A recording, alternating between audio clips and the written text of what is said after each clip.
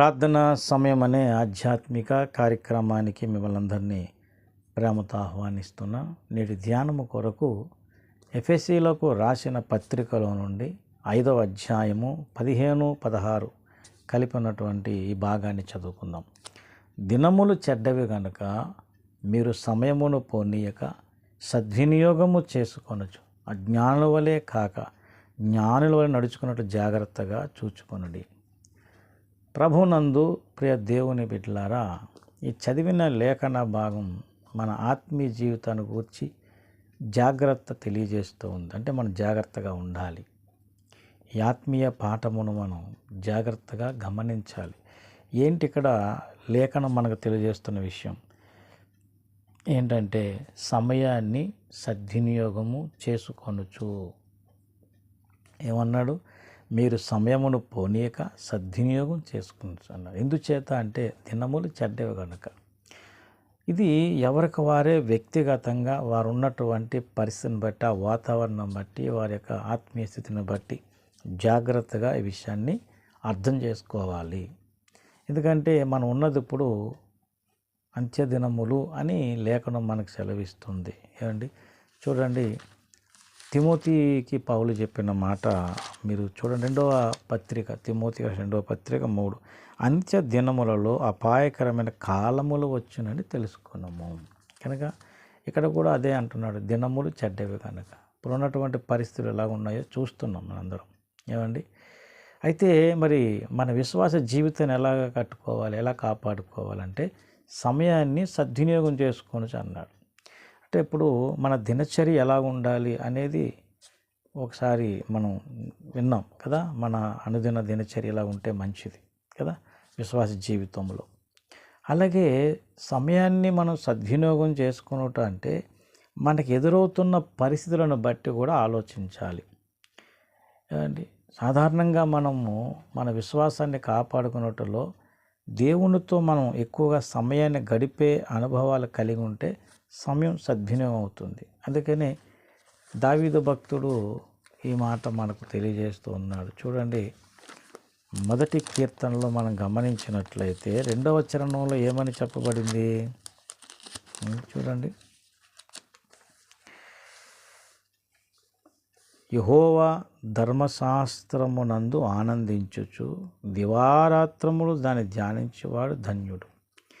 అయితే యెహోవా ధర్మశాస్త్రం ఆనందించుచు అని చెప్పి దివారాత్రములు అనే మాట మనకు కనబడుతుంది కదా. అంతకుముందు ఏమన్నాడంటే, దుష్టుల ఆలోచన చొప్పున నడవక, పాపుల మార్గము నిలవక, అపహాస్యకులు కూర్చుండు చోటను కూర్చుండక. ఇలాగూ నువ్వు చేయగలిగితే ఏమంటే అప్పుడు ఇక్కడ ఏమంటున్నాడు, దివారాత్రములు దేన్ని ధ్యానించాలి? ధర్మశాస్త్రం. అంటే దేవుని వాక్యాన్ని ఎక్కువగా ధ్యానించగలిగే అలవాటు మనకుంటే సమయాన్ని దేవునితో, అంటే వాక్యంతో గడపడం అంటే దేవునితో గడపడం. అలాగే మనకు ఉన్నటువంటి పరిస్థితులను బట్టి కూడా కొన్నిసార్లు మనమే ప్రార్థన సమయాలను కలుగు చేసుకోవాలి. ఏమండి ప్రార్థనా సమయాలు చూడండి, లూకా శుభవార్తలోకి వెళ్ళినట్లయితే ఇక్కడ మనకు ఒక మాదిరి యేసు ప్రభు వారే చూపుతున్నారు. చూడండి దయచేసి మనం గమనించినట్లయితే లూకా సువార్తలో 6వ అధ్యాయం 12, ఆ దినముల యందు ఆయన ప్రార్థన చేయుటకు కొండకు వెళ్ళి దేవుణ్ణి ప్రార్థించుట యందు రాత్రి గడిపెను. అంటే దేవుని ప్రార్థించుట యందు రాత్రి గడిపెను అంటే ఎక్కడ సమయం గడుపుతున్నాడు ఆయన? ప్రార్థనలో. ఎవరితో? దేవునితో. అంటే అదే కదా, దేవుణ్ణి ప్రార్థించుట యందు. కనుక ప్రార్థనలో ఆయన గడుపుతున్న సమయం అంటే దేవునితో గడుపుతున్న ఆ సమయాన్ని ఇక్కడ మనకు యేసు ప్రభు వారి యొక్క జీవితంలో మనం చూస్తున్నాం. అలాగే మన వ్యక్తిగత ఆత్మీయ జీవితాన్ని కాపాడుకున్నట్లు ఎవరికి వారే అక్కడున్న పరిస్థితులను బట్టి, ఆ వాతావరణం బట్టి, మనకున్నటువంటి ఆ యొక్క అవసరాలను బట్టి మనం గమనించుకొని సమయాన్ని మనమే కేటాయించుకొని ఏమండి ఆ విధంగా ప్రార్థనలో గడుపుతూ, అలాగే మరి వాక్య ధ్యానములో గడుపుతూ, ఇంకా మనము దేవుని మాటలను ప్రకటిస్తూ ఏమండి మనకున్న సమయాన్ని, చాలామంది అనుకుంటారు అంటే ఇంకా దినమంతా దేవుడు దేవుడు అని కూర్చుంటే మరి మిగతా జాగ్రత్త గమనించండి. మన ఉద్యోగం, వ్యాపారం, కుటుంబ పరిస్థితులు ఏం మానమని కాదు ఇక్కడ. మనకున్న సమయం ఏ విధంగా సద్వినియోగం అంటే కొన్నిసార్లు రకరకాల కార్యాల్లో సమయం పాడైపోతూ ఉంటుంది. అంటే సమయం వృధాగా గడిపేస్తూ ఉంటాం. అర్థమైందండి.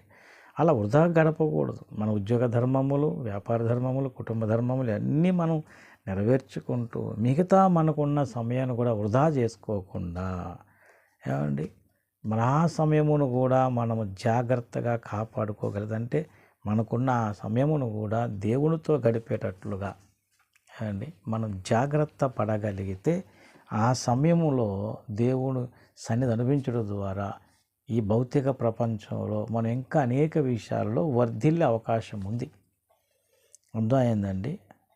చాలామంది తప్పుగా తీసుకుంటారు. దేవునితో ఇంకా రోజంతా దేవునితో ఉంటే మరి ఎలా పోషింపబడతాము, ఎలా పనులు జరుగుతాయి అంటారు. బాగా గమనించండి. ఇంకా రోజంతా దేవుడు అని కాదు ఇక్కడ అర్థమైందండి. దేవునితో గడిపే విధానం ఎలాగో నేర్చుకోవాలి. దానిని బట్టే మనం మిగతా కార్యక్రమాలన్నీ జరిగించుకోవాలి. అంటే ఏంటి, వ్యాపారం చేసేవారు వ్యాపారంలోను, ఉద్యోగ ధర్మములు కలిగి ఉద్యోగ ధర్మంలోను, కుటుంబ అవసరాలు ఉంటే కుటుంబ పరిచయలోను, కుటుంబ ధర్మములన్నీ నెరవేర్చుకుంటూనే మనకున్న సమయమును దేవునిలో ఎలా ముందుకు సాగాలో నేర్చుకోవాలి.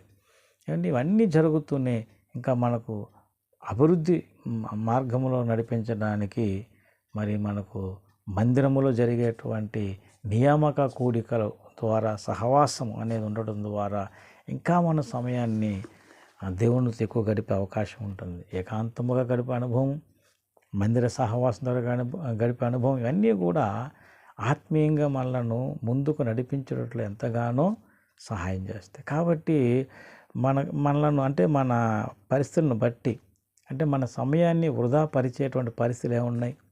కొన్నిసార్లు కొన్ని పరిస్థితులు మనకు తెలియకుండానే మనలోనికి అంటే ప్రవేశిస్తాయి. ఏంటంటే రకరకాల వ్యక్తుల రూపంలోనో, రకరకాల పరిస్థితుల రూపంలో, రకరకాల అవసరాల నిమిత్తమో సమయం అంతా వృధా అయిపోతుంటుంది.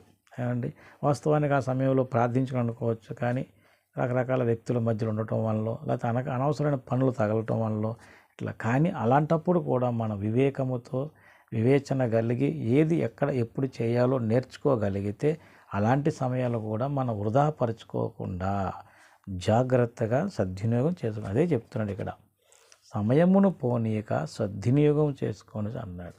కాబట్టి ఇప్పుడు మనం ఉన్నటువంటి ఈ దినములలో పరిస్థితులన్నీ అర్థం చేసుకుంటూ మనం చక్కగా దేవునిలో ముందుకు సాగేటట్లుగా మన సమయాన్ని మనం జాగ్రత్తగా గడపడం నేర్చుకోవాలి. ఇప్పుడు యేసు ప్రభువారితో వారిని గూర్చి ఇక్కడ ఏమనుంది, రాత్రంతా ఏమనుంది చూడండి, దేవుణ్ణి ప్రార్థించినందుకు రాత్రి గడిపాను అంటే ఎక్కడ గడిచింది ఆ రాత్రి ఆయనకి? దేవుని సన్నిధిలో. ఏ విధంగా? ప్రార్థనలో. కాబట్టి మనం కూడా ఇలాగ మనకు కలిగిన అవకాశాలు సమయాలను సద్వినియోగం చేసుకోవాలి. ఉద్యోగరీత్యా బిజీగా ఉన్నప్పుడు ఒక్కొక్కసారి చక్కటి సెలవులు దొరుకుతుంటాయి. అలాంటప్పుడు చక్కగా మన సమయాన్ని ఉపవాస ప్రార్థనలోను, మందిర పరిచర్లోను మరి గడపగలిగితే మిగతా రోజుల్లో ఆ ఆశీర్వాదాన్ని మనం పొందుకుంటూ ముందుకు వెళ్ళగలం కదా.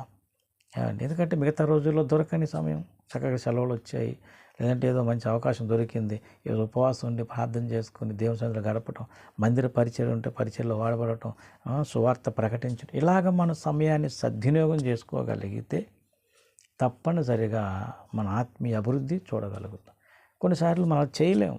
ఈరోజు మనకు అవకాశం దొరికింది కదా, కొంత రెస్ట్ తీసుకుందాం, లేకపోతే కొన్ని పనులు చేసుకుందాం, లేకపోతే ఆ పనులు ఈ పనులని మళ్ళీ ఈ లోక పనులు అంటే ఈ భౌతిక ప్రపంచంలో ఎదురే పనుల్లోనే బిజీ అయిపోతుంటాం. కనుక జాగ్రత్తగా మనం ఆలోచన చేద్దాం. మనకున్న పరిస్థితులు, మన దినచర్య, మన అవసరాలు ఇవన్నీ మనసులో పెట్టుకొని ఏ సమయానికి ఏది చక్కగా నిర్వర్తించి దేవునితో ఎలా గడపాలో నేర్చుకోగలిగితే మనం సమయాన్ని సద్వినియోగం చేసుకోగలుగుతాం. కనుక దేవుని బిడ్డలారా, ఈ సందేశం వింటున్నవారు ఒకసారి ఆలోచించండి. ప్రతి విషయము కూడా జాగ్రత్తగా మన పరిశీలనగా గమనించుకొని దాన్ని తగినట్లుగా దేవుని సన్నిధిలో మనం గడపగలిగితే తప్పక మన ఆత్మీయ ఆనందాన్ని పొందగలుగుతాం. కనుక ఈ సందేశం ఉన్న ప్రతి వారు కూడా మీ పరిస్థితులను బట్టి, మీకున్న పరిస్థితిగతులను బట్టి, మీరున్న ఆ యొక్క సమయాలను బట్టి ఎలాగ దేవునితో గడపాలి, ఎలాగ మీకున్న సమయాన్ని సద్వినియోగం చేసుకోవాలో అలాగని వివేచించి జాగ్రత్తగా ఆలోచించినట్లయితే తప్పకుండా దేవుడు మీకు సహాయం చేస్తాడు, మీకు వివేచన అనుగ్రహిస్తాడు, జ్ఞానమును ఇస్తాడు. అలాగ మీ ఉన్న సమస్యలను, పరిస్థితులు అన్నింటిని బట్టి కూడా జాగ్రత్తగా మీరు సమయాన్ని సద్వినియోగం చేసుకుంటూ ప్రభువుల ముందుకు సాగలుగుతారు. కనుక ఈ సందేశం ఉన్నవారు ఆలోచించండి, ప్రార్థన చేయండి. అలాగే దేవుని సహాయాన్ని పొందుకొని ముందుకు సాగుదాం. దేవుడి అట్టి కృప మీకు నాకు అందరికీ దయచేయనుగాక. ఆమేన్. ప్రార్థన. పరిశుద్ధమైన తండ్రి, సమయాన్ని సద్వినియోగం చేసుకోగలిగిన జ్ఞానం మాకు దయచేయండి. సందేశం నాలో మాలో ఫలింపజేసి మహిమ ఘనత మీరే పొందమని యేసయ్య పరిశుద్ధ నామాన్ని ప్రార్థన వేడుకుంటున్నాను తండ్రి. ఆమేన్. అందరికీ వందనములు. దేవుడు మిమ్మల్ని దీవించి ఆశీర్వదించునుగాక. ఆమేన్.